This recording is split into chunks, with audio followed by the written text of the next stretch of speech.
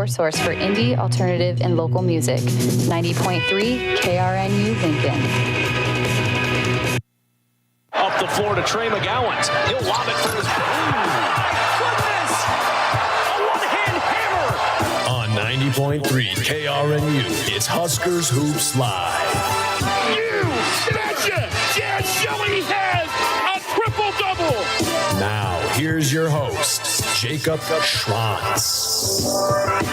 Tough week in the world of Nebraska basketball. Started off pretty strong with a win for Coach Hoiberg's squad, and then things kind of just went downhill after that. Thanks for joining me this morning on Huskers Hoops Live on 90.3 KRNU and on the Huskers Hoops Live YouTube channel. If you want to throw in a chat on their live chat going all morning long. So if you have some thoughts on some of the games either coming up or that we'll see that I break down in a little bit here on the show, feel free to throw them in there. Excited to be back with you. This is the 13th episode of this second season, if you will, for Huskers Hoops Live. And luckily, so far to this point, Nebraska's placed themselves, the men's and women's basketball team, in pretty good positions. The men's basketball team currently sitting at 15-6. The women's team also very good. I'll just get that updated schedule for you real quick. 13-7. So not quite as highly touted as the men's team. Obviously, Coach Hoiberg's squad has the upset victory over the number one Purdue Boilermakers earlier in the year. So a little bit more of a impressive resume for Coach Hoiberg's men's basketball team. But the women's team has some huge wins as well as they continue to kind of just build on this season and look toward potentially making it to March Madness. We'll see if both teams can make it to that point. A lot of tough games coming up for the men's and women's basketball team, so we'll be breaking those all down.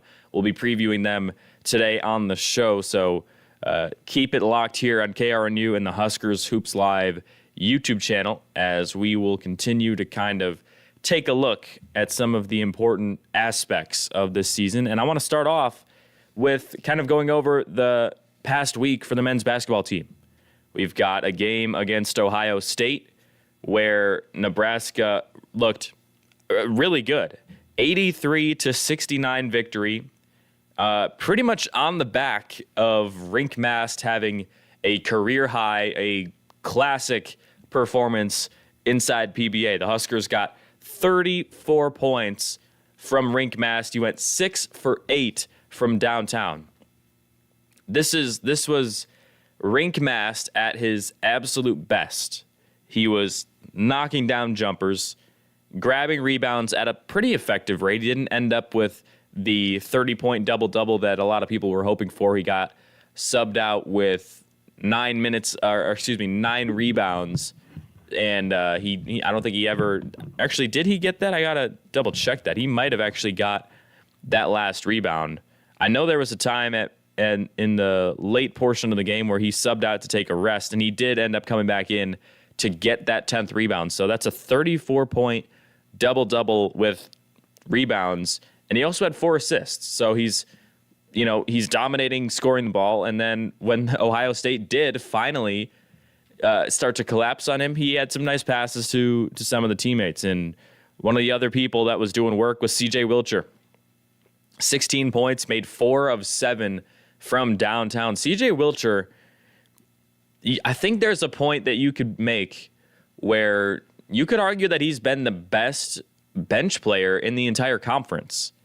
I mean, he's shooting almost 50% from three-point range on the season, and he is routinely putting up 10-plus, almost 15-plus in a lot of these recent games for Nebraska, and he's a difference maker. When C.J. Wilcher is hitting on all cylinders, Nebraska plays really, really well.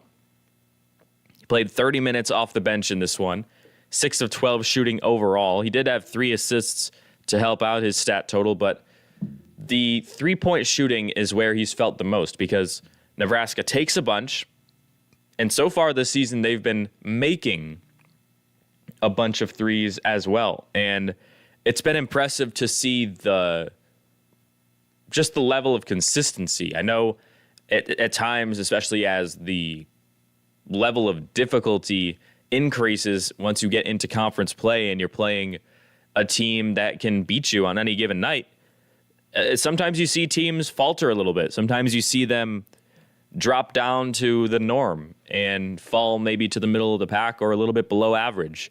And that has not been Nebraska so far this year from beyond the arc. They hit more than one more per game than the next best team. They're at 9.6 per game right now from downtown. Purdue, who is one of the top ranked teams in the country, they hit 8.8, followed by Michigan, who hits 8.8. So that's almost one more three-pointer per game that Nebraska hits than the next closest in the Big Ten. And it is kind of interesting to look at this top three in threes made, because you've got Nebraska, pretty solid team, potentially a chance to go to March Madness this season. Then you've got Purdue right behind Nebraska, where they're firmly locked in to March Madness, one of the top seeds in the country. And then you've got Michigan, who currently right now is one of the lower teams in the Big Ten in the standings, because they just have not been able to get their season off the ground this year, led by Doug McDaniel and Namari Burnett and others on that squad. So just kind of a strange top three and three different positionings all throughout the Big Ten. You would expect maybe the best shooting teams would be pretty much all at the top, and so far that has not been the case. But sticking with the consistency that I talked about, Nebraska has been good from three for most of the season, but even in this game against Ohio State specifically, they go 7 of 17 from three in the first, and then they go a blistering 7 of 10 from downtown in the second half. That was where they really pushed themselves ahead of Ohio State. They shot over 55% from the field, and Ohio State just didn't have enough to match that. I mean, Bruce Thornton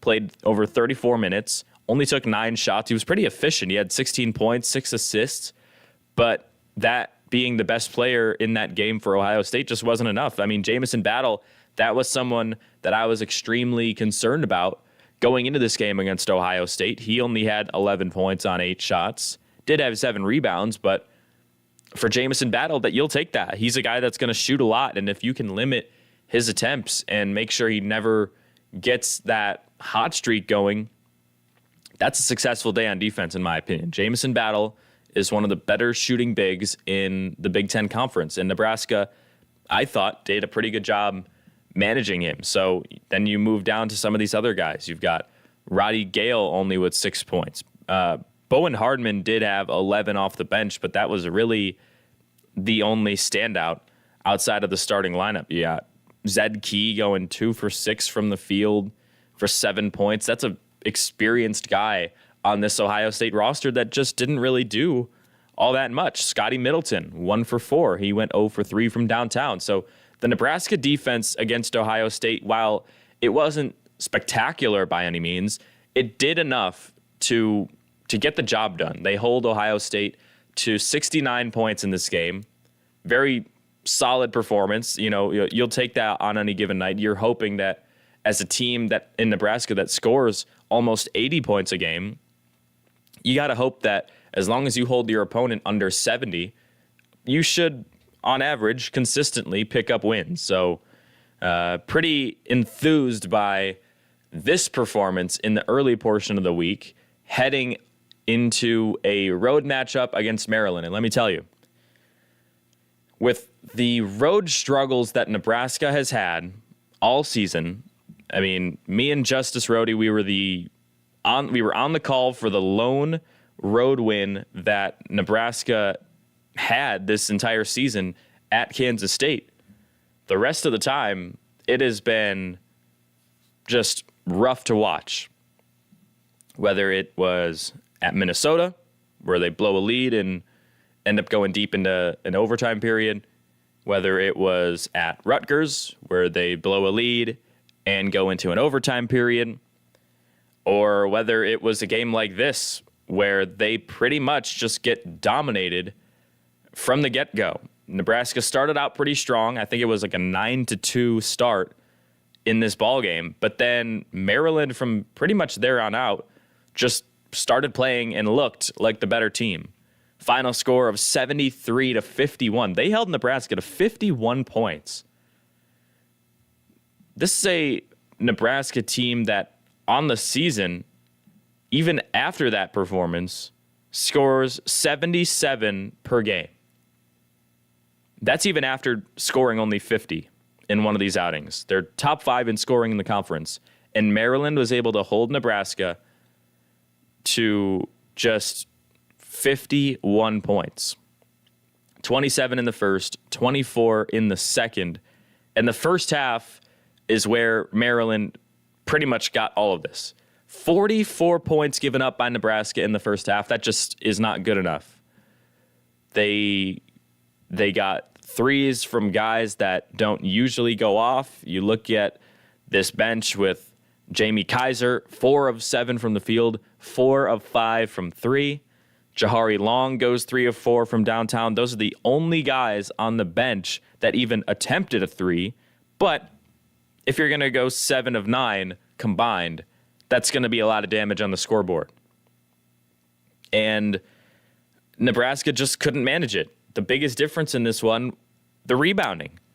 17 offensive rebounds for Maryland as opposed to 3 for Nebraska.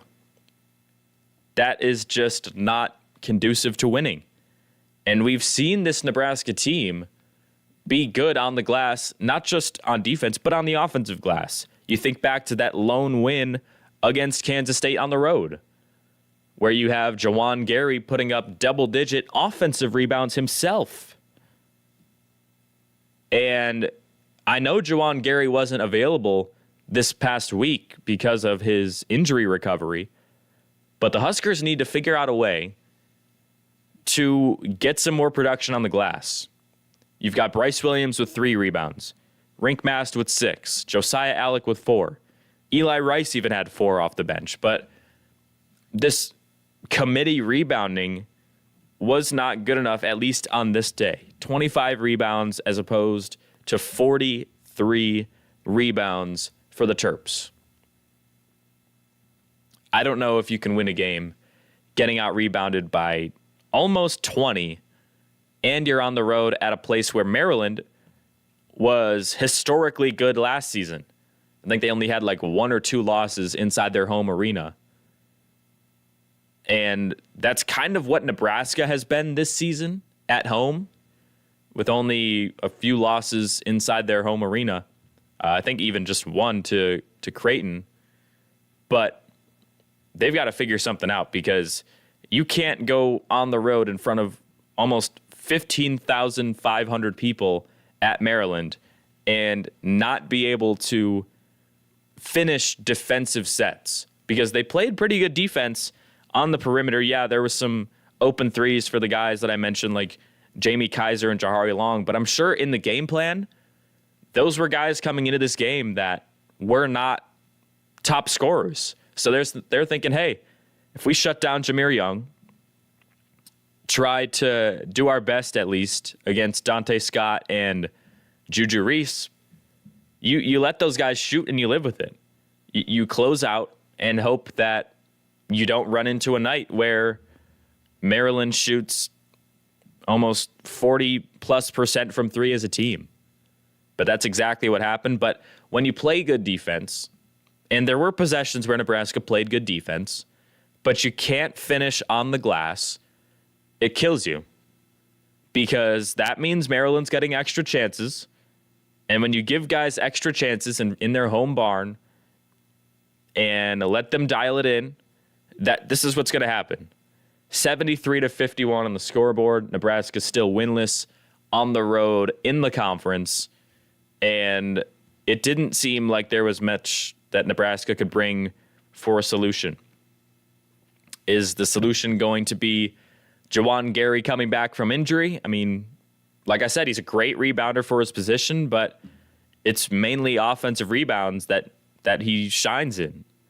And Nebraska needs to, especially after this performance against Maryland, figure out some of the defensive rebounding. Maryland had 26 defensive rebounds. Nebraska had 22. So not as much of a discrepancy, but you get out-rebounded on offense and out-rebounded on defense. That is not conducive to a win in hostile territory. And you wonder where Nebraska goes on the road from here. Another major issue, the turnovers. Maryland hit the press.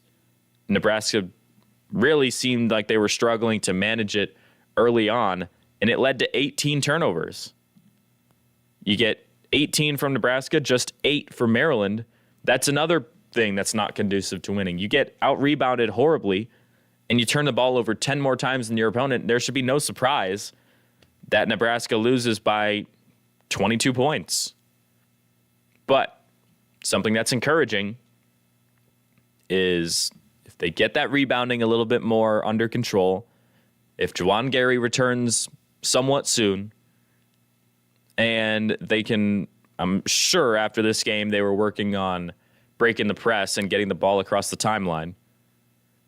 I think Nebraska has some light at the end of the tunnel, even after losing this badly at a very hyped up resume and schedule so far in the season. So we'll see. There's games coming up this week that Nebraska is going to need to fix both of those issues pretty much instantly if they want to have any chance in picking up a win. As they've got number 6 Wisconsin coming into town in just a couple of days, February 1st. So if they can't figure out those issues, I know they're playing inside PBA, but those are some major issues, and they're going to have to get it going a bit against the Badgers. But we're going to step aside here on Huskers Hoops Live, and when I come back, we'll start to break down some of this Nebraska women's basketball against Iowa, and hopefully we'll have our special guest, Drake Keeler, joining me on the show in a bit here on KRNU and the Huskers Hoops Live YouTube channel.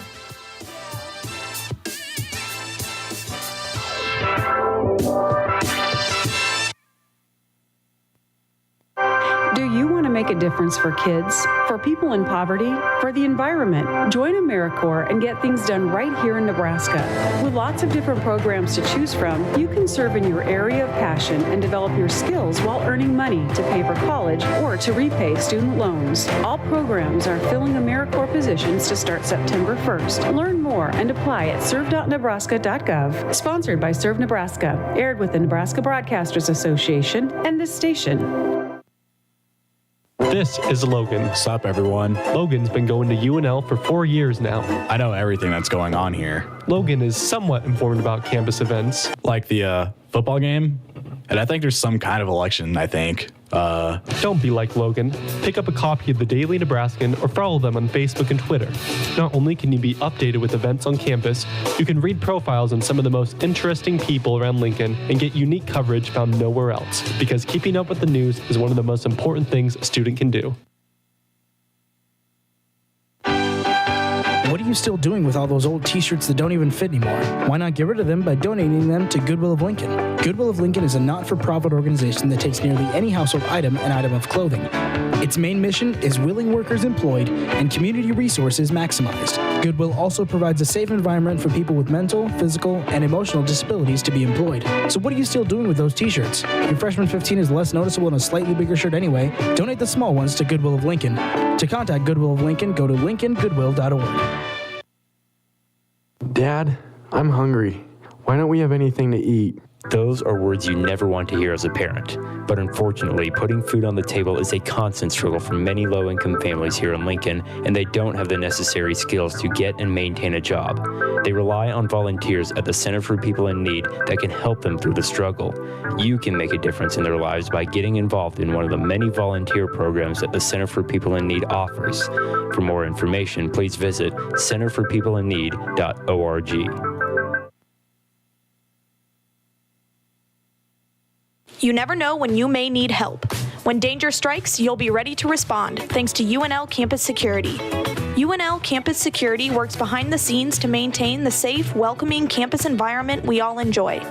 In addition to the work they do under the radar, the UNL Campus Police is on call 24 hours a day at 402-472-2222. Remember, dial 2 for blue, 402-472-2222.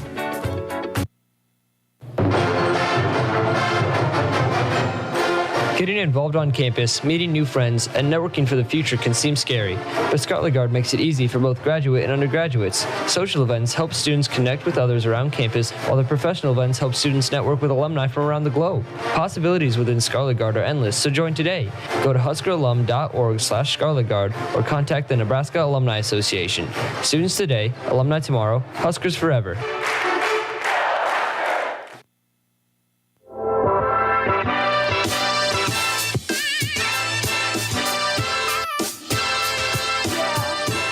Jake Schrott's back with you here on Huskers Hoops Live on 90.3 KRNU and the Huskers Hoops Live YouTube channel. Now it's time to get into a little bit of women's basketball here. I'll have Drake Keeler joining me in just a bit on the show to get his thoughts on what we saw this past week. Only one game to break down as Nebraska had the big game on the road at the Iowa Hawkeyes, and folks, it did not go well. 92-73 final score. How about this, though? 2 people shy of 15,000 inside the arena for Iowa. They finish this game at a 19-2 record. The Iowa Hawkeyes, folks, they are an elite program because of an elite player. And that player is Caitlin Clark. 38 points, 10 rebounds, 6 assists, 2 steals. Just ball dominant and dominant all game long. 8 of 15 from 3 against Nebraska. And it did not seem like the Huskers had too much of a response. 19 points from Jazz Shelley, 5 threes made. Pretty good. Jazz Shelley is the Huskers' best perimeter scorer. You get 15 points from Alexis Markowski on only 11 shots. She had another double-double with 11 rebounds. But the turnovers, once again, rear their ugly head in Nebraska, not just Nebraska basketball, but Nebraska athletics. We just mentioned a moment ago on the show how Nebraska couldn't manage the press against Maryland in the men's basketball game this past weekend. And then about an hour later, in the same day, they go 20 turnovers as opposed to 11 for Iowa. Not conducive to winning at all. In the first portion of this game, they held Caitlin Clark in check, I would say, for Caitlin Clark's standards, at least in the first quarter. But the second half was just a completely different story. She's pulling up from 30, hitting contested threes, and there just wasn't much that Nebraska could do. There were a couple of shots that I thought Nebraska had fallen asleep a little bit on defense, but some of them, she's just sidestepping around a screen, especially like you think back to that shot at the end of the first half where she's guarded by Kendall Moriarty, one of the Huskers' best perimeter defenders. And she gets a screen, sidesteps left, fires for 3, cans it. And there's just not much you can do but say, what a shot. And unfortunately for Nebraska, they were saying that quite a bit as they gave up 27 in the third quarter, 29 in the fourth quarter, and things just got out of hand in the back half of this game. Jazz Shelley, 37 minutes of play, almost 38, and I think she did pretty much all she could. I mean, she took 17 shots trying to match what Caitlin Clark was doing from the field, but it just wasn't enough. I mean, 12 of 22 from the field, 8 of her 12 shots were from 3. She does this to pretty much every team in the country, and there was some hope that after getting upset by Ohio State, even though Caitlin Clark had, I think, 45 points in that ball game, that maybe Nebraska could come in and catch them in a little bit of a slip at this point in the season. Maybe someone like Jazz Shelley goes for a little bit more than 19 points. Maybe she goes for 25, 30, which would have been very impressive because she hasn't done that too much this year. Maybe Alexis Markowski comes in and gets 20 and 15 and is just too much for Iowa to handle inside. maybe somebody like Natalie Potts as a freshman could have been the freshman that we saw earlier on in the season where she's going 7 of 10 from the field and maybe a double-double. But unfortunately for Nebraska, it wasn't the case. Callan Hake was one of the lone superstars off the bench in this ball game, 11 points on 6 shots. She hit 2 of 3 from downtown, and it's just she goes on these offensive runs, right, that during the game they feel like game changers. I mean, she hits 1 or 2 shots in like a minute span, and it feels like her impact off the bench is felt, and you can see it on the faces of the other team when she goes on a run like this. When Callan Hake is able to come in and maybe supply some extra offense if Jazz Shelley needs a break, or if Darian White or Maddie Kroll need to step out and get a rest. And speaking of Darian White and Maddie Kroll, they just really couldn't get anything going in this game. They go 7 points combined. No points for Maddie Kroll in this one. Only 3 shots. Would have liked to see her be a little bit more aggressive. She was actually, if you think back to last year's matchup, one of the better offensive performers in that game in Iowa City. And this year she goes scoreless. I think that was a big difference. Maddie Kroll has been known to be an effective scorer when she's aggressive. And unfortunately in this one, she just didn't see any spots that she liked and had a pretty quiet day on the offensive side of the ball. But outside of Caitlin Clark on the other side for Iowa, you get 12 points from Sydney F. Alter. You get 16 from Kate Martin inside, one of the forwards for Iowa. She goes 6 of 11 from the field, only 5 rebounds, and it was a decent day for Kate Martin. But overall as a team, Iowa was just better than Nebraska in this one. Nebraska shot 38% from the field. You look at the first quarter numbers, 4 of 18 from the field. They did get better in the second quarter, but it ended up just not being enough. You go 38% in the third quarter, over 53% in the fourth, but Iowa's offense was just firing on all cylinders pretty much after the first quarter. It was a very quiet first period. I think the first points in this ball game came with like 8 minutes left in the first quarter. So neither team, they were kind of feeling each other out. Neither team could get anything going. But you look at second period and beyond, Iowa goes 8 of 16 in the second, 10 of 14 in the third, and 8 of 16 in the fourth. Just elite efficiency, elite consistency, and Nebraska just had nothing there. So hopefully they can kind of get some of these issues off their back with some slightly easier anticipated matchups coming up this week in Nebraska women's basketball, as they've got Purdue in their next matchup, and then I believe they head out to they play 2 games in a row where they'll play Purdue in tomorrow's matchup, and then they've got Rutgers on Saturday in Lincoln. So 2 games that should essentially be marked down as wins for Nebraska. Purdue and Rutgers in the bottom 5 in the Big Ten Conference. A chance at this point to pick up 2 very important wins as they fall to 13-7 after losing to Iowa on the road. If they can get up to 15-7, these 2 wins aren't going to do much for the resume, but getting up to that 15-7 record and 7-4 in the conference, that's definitely going to help out the standings, because currently Nebraska is around middle of the pack because of Michigan and Michigan State finding success in the past week. But if they can get up to 7-4, that could be big. They can get back up into that top 5 in the Big Ten and maybe get close to an at-large bid to finish the regular season. Maybe they go on a little bit of a run in the Big Ten tournament as well and add more, respect and some esteem to this resume that they've put together this season. There's some big matches still to come. Iowa comes to Lincoln in a couple of weeks, and I think that one is going to be sold out for sure, as PBA is going to want to see Nebraska take down their rival for once. They haven't done it since Caitlin Clark's been with the Hawkeyes. And we'll see if it's in a couple of weeks. But we're going to step aside here on Huskers Hoops Live. When I come back, I plan on having the special guest Drake Keeler to talk with us about some Husker women's basketball here on 90.3 KRNU and the Huskers Hoops Live YouTube channel.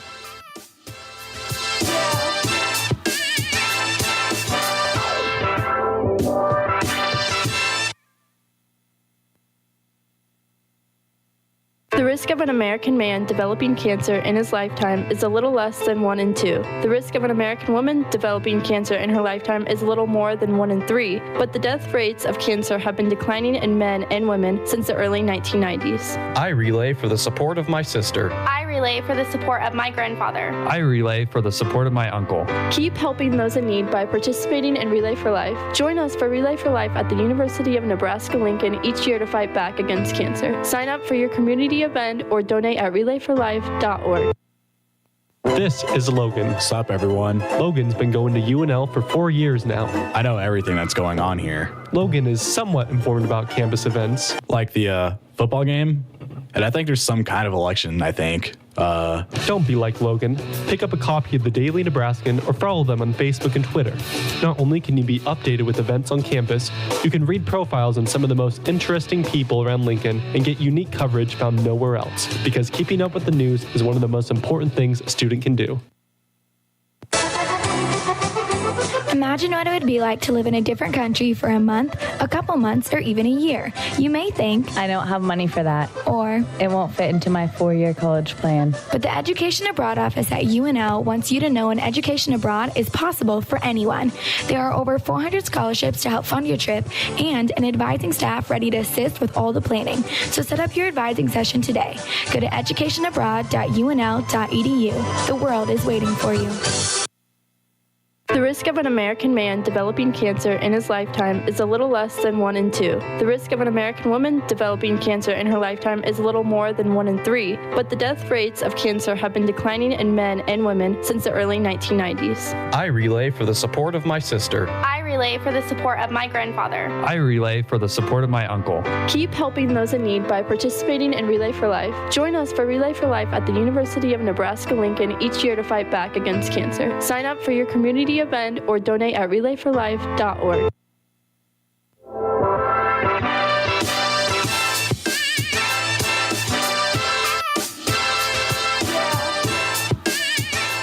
Jake Schrantz back with you here on Huskers Hoops Live on 90.3 KRNU and the Huskers Hoops Live YouTube channel. We've got Drake Keeler joining the show. Drake, how you doing, man? I'm good. How are you? I am doing pretty well this morning. It was a kind of a rough week in the world of Nebraska basketball. You get the nice win at home against Ohio State for the men's team, but then pretty much after that, things kind of fell apart. But we're going to dive a little bit deep into the Nebraska and Iowa matchup. That was by far the biggest game of the year, a chance to take down one of the top teams in the country. They lose 92-73 in front of nearly 15,000 people. I just want to get your overall thoughts from this game before we dive a little bit deeper into it. Yeah, I mean, it was a great environment. I had a chance to go up there to Iowa City, and obviously they've got something really special going on there. But, yeah, I mean, it kind of went like the last time we saw these two teams play. Nebraska had a pretty good first half generally, and Iowa kind of just ran away with it, and, you know, that'll happen. Yeah, and Nebraska, they out-rebounded Iowa by 9, but they still hold this kind of massive loss in the end. Where did you see the biggest difference in this game? Yeah, I think, you know, it's really hard to keep up with an offense like Iowa, and it's really hard to hold them down. You know, they played really well defensively in the first half, kind of after those. I mean, they had the first few minutes where they lost Caitlin Clark on 2 open threes. She made one of those, but after that, they really played well on that end. But you know, Iowa got going as they do. Caitlin Clark had another 30-point game against Nebraska at 38. Hard to stop her, and you know, they just did not have the offensive firepower to keep up, you know, down the stretch. And I think there was a little bit of hope going into this matchup because of how Iowa had lost to Ohio State in the game prior.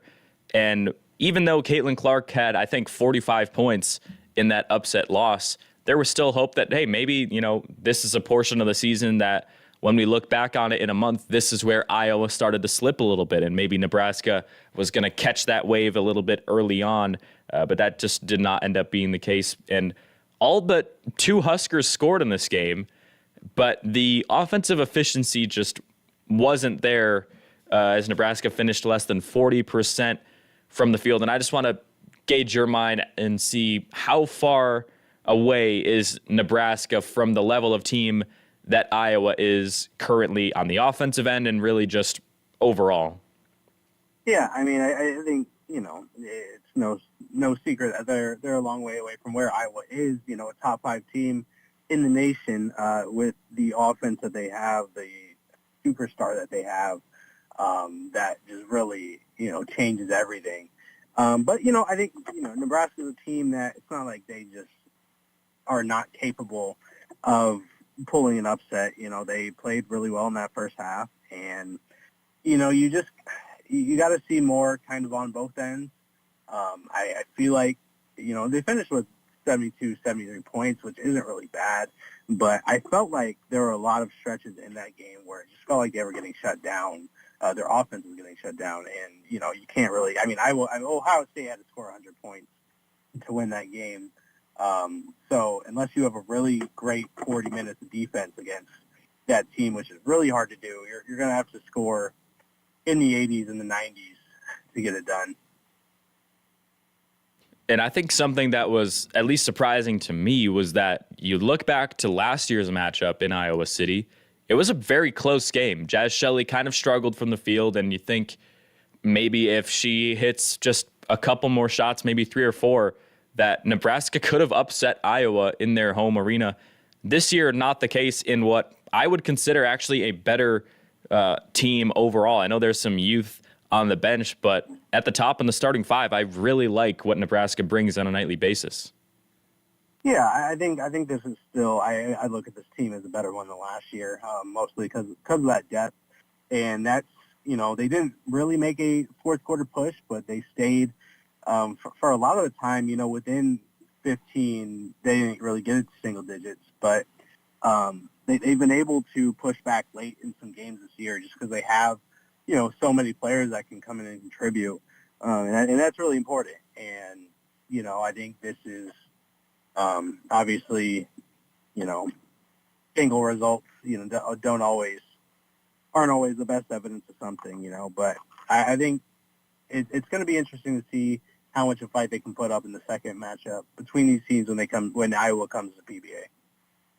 I'm glad you bring that up because I do think that played quite a bit of a factor. I mean, for people who watched the game, whether they were like you and they got the chance to head up to Iowa to watch that game live, or if they saw it on TV, that was a very active environment. And I was very happy to see that the crowd was so engaged in this basketball game. Obviously, it's a huge rivalry, but I do think that when Iowa comes to Lincoln, that there's a good chance that PBA is going to be sold out, and maybe that'll be the difference in potentially Nebraska upsetting the Hawkeyes. Yeah, I mean, I believe it's been sold out for a few weeks now, and obviously a lot of that is Caitlin Clark, and people want to see her and want to see, I don't doubt that crowd's going to be mostly Nebraska fans wanting to see their team upset Iowa. So I think that's going to be really interesting. It's hard to play on the road in the Big Ten, absolutely. Iowa's kind of been the most immune to that just because they've been the best team in the Big Ten. I mean, they still had, their one loss came on the road. So if it is a great chance for Nebraska to do it, if they are going to do it, and I'm sure that will be a fantastic environment. And one last thing on this game before we start to look ahead a little bit at some of these other games coming up. Something that surprised me now that I look back on the stats here, Iowa also dominated in the paint. They outscored Nebraska in the paint by 16. It was a 36-20 difference in points in the paint. And that just surprised me because it felt like a lot of the game was from the three-point line. You've got Caitlin Clark hitting 8 threes, and then a couple of the teammates finding some space as well when Nebraska was closing out as hard as possible and started to leave some other teammates open. It just seems like that's not conducive to winning if you're going to be giving up threes and then also get beat up in the paint, even though I thought Nebraska had the advantage inside. Yeah, I think, honestly, I mean, when you say that, it almost surprised me a little because it doesn't feel like what I saw. But, Nebraska, Alex Markowski did pretty well. I don't know what they finished with, so it might have changed. But I feel like she did pretty well in limiting Hannah Stolke, who is a good player. And just those Iowa posts couldn't get a whole lot. But, I feel like they got a lot of easy looks just off Caitlin just driving and dishing, and she's such a great passer that's hard to stop her in there. And Nebraska's offense, it's another thing where, when you get outscored by 19 on the game, there's a good chance you get outscored in the paint as well, of course. So I'm sure that also plays a part with it, just that Nebraska's offense overall just simply didn't produce at the same level. Yeah, I've got the stats in front of me, and you're right. Stolke was really stifled by the Huskers inside, just 2 of 4 from the field at 7 points. So that's pretty good work defensively in the paint. But, Caitlin Clark in the end, as we kind of wrap up the discussion about Iowa, just completely dominated this game in pretty much every facet. But as we get away from the Iowa game, it's been a while since we've caught up about this team. So I just want to kind of get a sense of how you think this season has gone for Nebraska overall. There's been some impressive wins, but also some tough losses to look back on. Yeah, I think they're in a good place right now. I think probably sit at, I think, 5th in the Big Ten right now. Or they're tied for 5th. And Penn State and, of course, the 3 ranked teams ahead of them. I think you like where they look right now. Gotten some big wins. You beat Maryland and Michigan. The teams, they haven't lost to, a bad team, right? Minnesota's been good.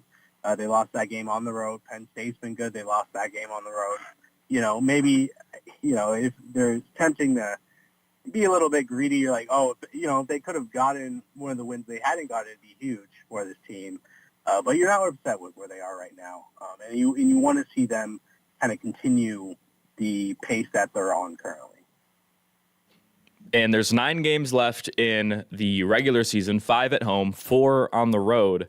But you look at the home schedule coming up, 2 games in a row. We've got Purdue and Rutgers, 2 teams in the bottom 3 of the Big Ten standings right now. And Rutgers currently still has 0 conference wins. So you'd like to chalk those up as Nebraska wins. And then you've also got Iowa coming to Lincoln, like we just said. So that's a game that the atmosphere could be crazy, and maybe we could see a Nebraska upset over a top, 2 or 3 team in the country. So I think there's potential that late in the season, Nebraska could make a quick push in the final 9 games or so at really establishing themselves as not the top team out of the Big Ten, obviously, but definitely an at-large bid into the NCAA tournament.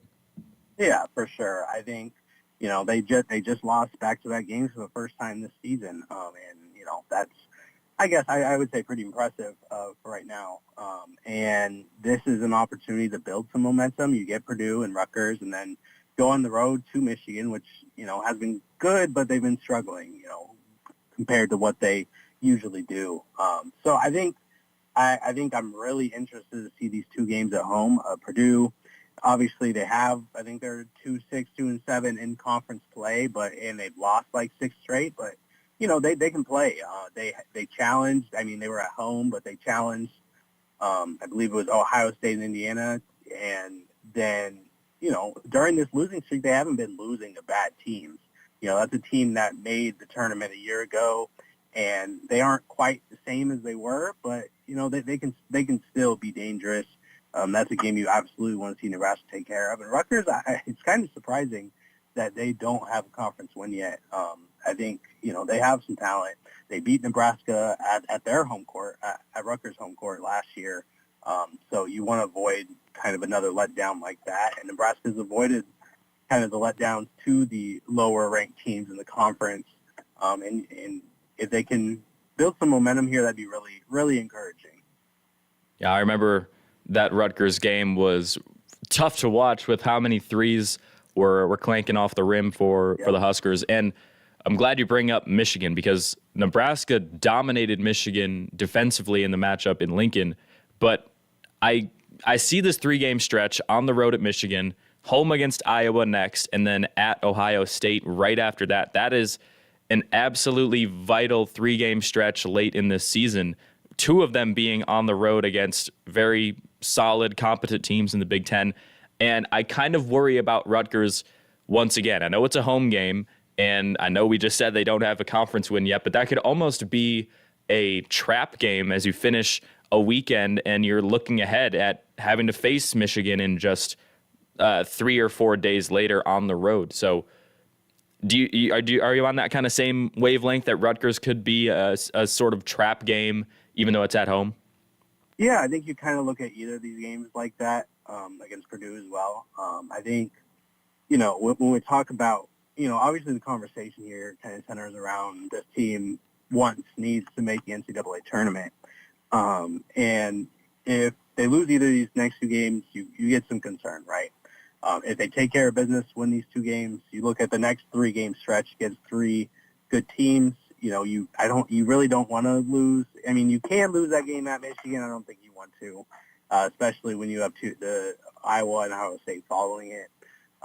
But I think you want to get at least one of that 3-game stretch. You want to get one of those wins.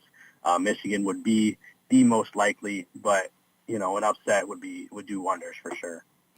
And we'll see if Nebraska can start a little bit of a late season run here in just around 24 hours or so as they host the Purdue Boilermakers at home tomorrow night. Drake, thank you so much for joining me on the show. Go ahead and let everyone know where they could find your stuff all season.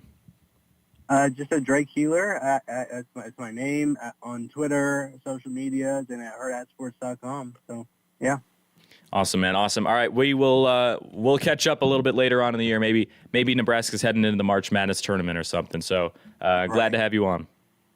All right. Yeah. Thank you. Yep. As Drake Keeler joining us on the show once again. Always great to get his insight. He's around this women's basketball team all the time, covering them for Herdat Sports. So big thanks to him for hopping on the show today to break down this season, what we're looking at so far, and where Nebraska needs to go, because there are some important games coming up. I know it's getting down to the nitty-gritty in the Big Ten season.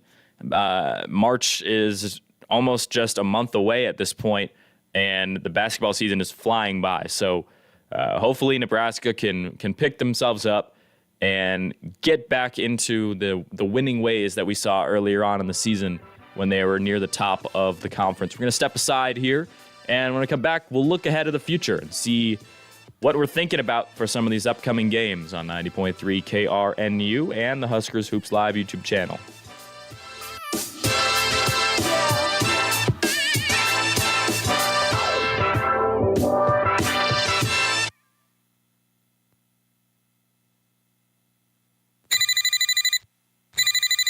Thanks for calling Jake's Bouncy House. This is Jake. How can I help you? Hi, Jake. My name's Stanley, and I was just wondering if you're hiring. No, we're actually not. Sorry for the inconvenience. Oh, Burt's Bees. I can't find a job anywhere. If you're a college student in need of a job, UNL's Career Services is here to help. With jobs ranging from bouncy house employees to internships, UNL Career Services has a fit for everyone. Visit them on the second floor of the City Union or anytime online at unl.edu/careers. The help you need to make money is at the tip of your fingers. The opportunity to grow your own fruits and vegetables the way you like them is right at your fingertips. In neighborhoods just like yours, Community Crops lends various plots of land to families in which they can grow their own food. Join hundreds of families in the Lincoln community as they work this spring planting and harvesting crops in the city's 15 gardens. Start today by registering for the Community Crops Training Program, or to learn more, visit www.communitycrops.org. This is Logan. What's up, everyone? Logan's been going to UNL for 4 years now. I know everything that's going on here. Logan is somewhat informed about campus events. Like the football game? And I think there's some kind of election, I think. Don't be like Logan. Pick up a copy of the Daily Nebraskan or follow them on Facebook and Twitter. Not only can you be updated with events on campus, you can read profiles on some of the most interesting people around Lincoln and get unique coverage found nowhere else, because keeping up with the news is one of the most important things a student can do. Do you want to make a difference for kids, for people in poverty, for the environment, join AmeriCorps and get things done right here in Nebraska. With lots of different programs to choose from, you can serve in your area of passion and develop your skills while earning money to pay for college or to repay student loans. All programs are filling AmeriCorps positions to start September 1st. Learn more and apply at serve.nebraska.gov. Sponsored by Serve Nebraska. Aired with the Nebraska Broadcasters Association and this station. Imagine never being able to drive, to watch TV, or even read Harry Potter. Reading is essential to our lives. City Impact Reading Center helps Lincoln Public Elementary Schools boost their students' reading scores by getting all students at or above their grade's reading level. Each week, volunteers of all ages go sit and read with students. You can help a student gain an important life skill and help change their future. If you're looking for some rewarding volunteer experiences, please visit their website at cityimpact.org.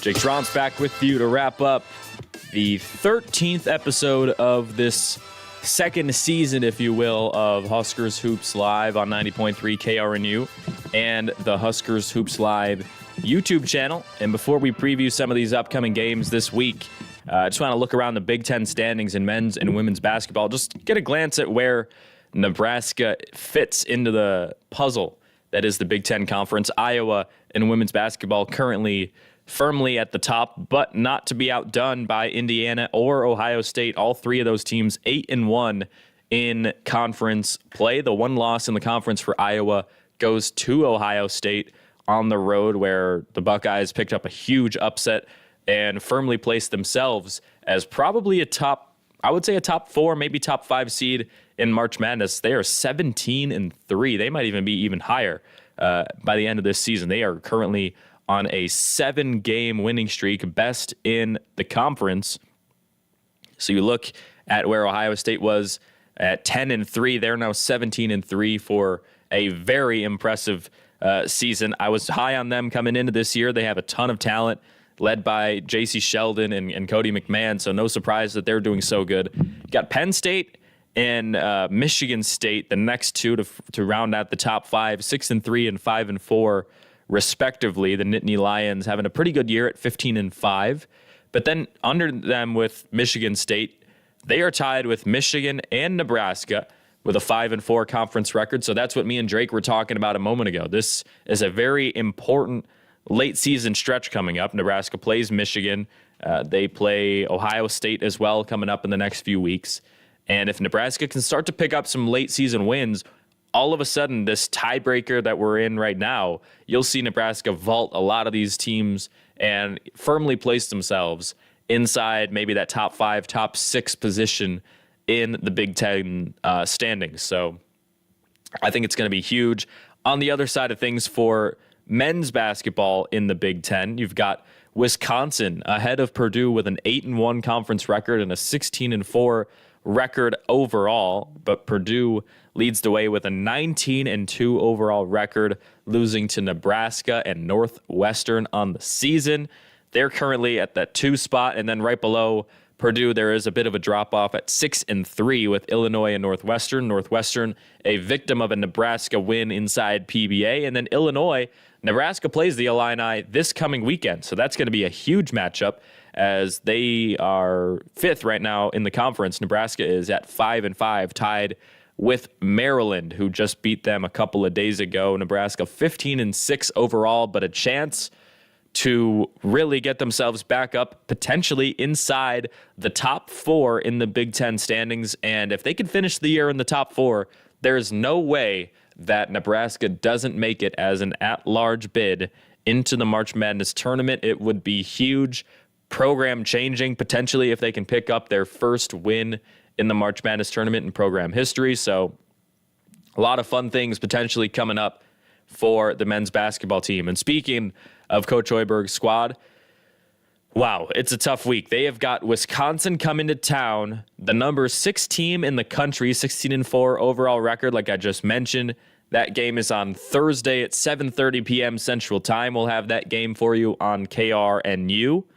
Wisconsin's got some big wins over Virginia, Marquette, and they've yet to play Purdue this season, but They do have that top spot in the Big Ten with that 8-1 conference record. So if Nebraska wants to add to the resume, pick up another big win, and potentially have a season where they've beaten the number 1 team and the number 6 team in the country in the same season, this is the game to do it. But it's going to be tough because of AJ Storr, one of my favorite players in the Big Ten so far this season. Almost 16 points per game, 6'7" frame. He's super smooth. He can get to his spot, get to those jump shots, and he's been somewhat inefficient in some of the bigger games this season. He was 7 for 20 against Tennessee, 2 for 6 against Virginia, 5 for 14 from the field against Marquette, 4 of 13 against Arizona. But he's been playing really well as of late. He's been over 15 plus points per game in the last 4, including 28 points in the previous game against Michigan State. So I think AJ Storr is going to be a problem, and Nebraska needs to figure it out on the wing. But they've still got the front court of Stephen Crowell and Tyler Wall. That's, a very experienced front court for Wisconsin. They've been playing together for a while. And hopefully, that matchup inside with Rink Mast and probably Josiah Allick. We'll see if Jawan Gary is a go for this game. It would be huge to get Gary back in this massive matchup. But if he's not available, it will be Josiah Allick and Rink Mast probably the rest of the way in this game against Wisconsin. So that front court matchup's going to be huge. Chucky Hepburn is back. Hasn't been massive this season, 7.5 points per game on the year. Not been his effective scoring clip that we've seen in the past in his Badger career. But fans will remember the overtime win against Wisconsin last year where Sam Hoiberg really clamped up against Chucky Hepburn in that final sequence in regulation. Ended up going to overtime. Nebraska picks up a big win. I think it was overtime, but so we'll see if they can get it done again in Lincoln, and it'd be one of the biggest wins, probably the second biggest win of the season. But then they go at Illinois on Sunday at 5:30 p.m. in Champaign. Illinois currently the number 14 team in the country, so back-to-back ranked games on the schedule, one at home, one on the road, and these are huge games. If Nebraska can pick up at least one of 2, I think they're firmly set the rest of the way for a postseason berth in March Madness. And it's exactly what this team needs at this point under Coach Hoiberg. They take a step forward last year, and to take another step forward into making the postseason and potentially getting a win in March Madness, that would be some great linear development under Coach Hoiberg in this year. The Illini play Ohio State tonight. We'll see if they can pick up yet another very important win there before they return home against the Huskers. Terrence Shannon, he's back in the rotation after spending some time away from the team due to, I believe, some legal issues. But the Illini now have 4 double-figure scorers on the season in their rotation. Terrence Shannon at nearly 20 points per game. You got Domask over 15. You've got Coleman Hawkins. He's back this year, still producing in that front court, almost 12 points a game. And then rounded up by Quincy Guerrier, 11 points a game. They're the 3rd best offense as a team in the Big Ten at 82 points per game. Nebraska not too far behind at 77. But I remember last year when Nebraska was struggling with Illinois, it was because they couldn't keep up, even with that good defensive team, with Illinois' just elite offensive production.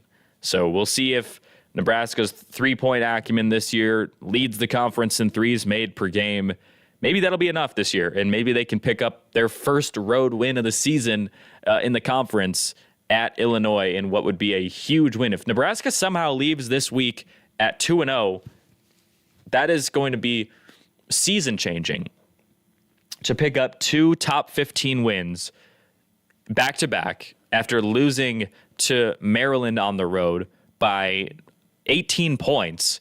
It's going to be absolutely insane and potentially put Nebraska in position to be near that top 25 once again, something that we thought might not happen going forward. But the women's team, they've got Purdue coming up tomorrow, and then they've got Rutgers, who is last in the Big Ten standings. They currently have no conference wins yet, like I said when we were talking with Drake Keeler. So should be a good week for the women's team. A lot easier, at least anticipated, than what Coach Hoiberg has to deal with his squad going up against Wisconsin and Illinois. But both teams with a chance to turn their seasons in a little bit of a different direction and push towards March in a great way. We'll head next week into Tuesday morning, 8 to 9, as always, with hopefully a very encouraging sight as Nebraska with a chance to really take over the Big Ten and establish themselves as top contenders in the Big Ten Conference with some big wins this week. But that's going to do it here on the show on Huskers Hoops Live. 13th episode of the season. Stay with us on KRNU as we'll have some broadcasts this week with the women's team and that men's game against Wisconsin coming up. And we'll be here every Tuesday morning throughout the season. So with that being said, go Big Red.